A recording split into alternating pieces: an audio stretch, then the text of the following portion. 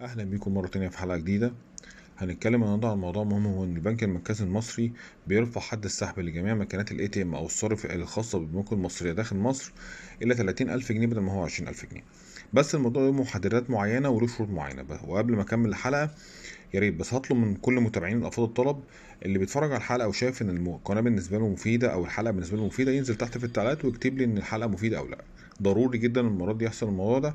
وكمان الناس اللي بتتفرج على الحلقه وما بتعملش اشتراك للقناه ولا بتعمل لايك ولا بتعمل شير، يا ريت الناس تعمل لايك وشير وكمان تكتب تعليق لكل الحلقات اللي موجوده سواء القديمه او الجديده، ان ده بيدعم القناه جدا وبيدعم الايه الحلقات بتاعتنا، وده بيفيد القناه جدا. ويلا بينا نكمل الحلقه.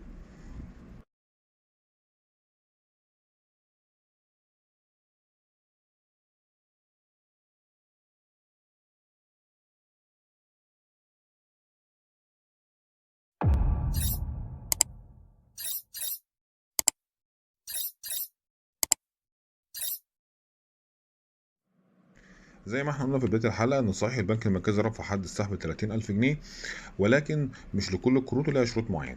طب ايه هي المحددات وايه هي انواع الكروت؟ هو رفع لكل انواع الكروت، سواء مثلا كارت على الحساب، الكروت العادية اللي بنسحب منها الفوائد بتاعتنا والفلوس السيولة الموجودة في الحساب اللي هي كروت الحسابات، او الكروت المشتريات برضو اترفع ل 30,000. كل الكروت كلها رفعت 30,000، كل ده داخل مصر على فكرة مش خارج مصر، فيما عدا كروت المرتبات. اي حد معاه كارت مرتبات سواء الميزه او الكارت المرتبات العادي لازم يروح الاول يعمل حاجه اسمها تحديث بيانات للكارت. بعد ما يعمل تحديث بيانات للكارت هيبدا ان هو يترفع حد السحب بتاعه من 20 ل 30 الف جنيه. لحد هنا تكون خلصت حلقه النهارده، اتمنى تكون الحلقه فادتكم، وان شاء الله بكم في حلقه جديده. مع السلامه.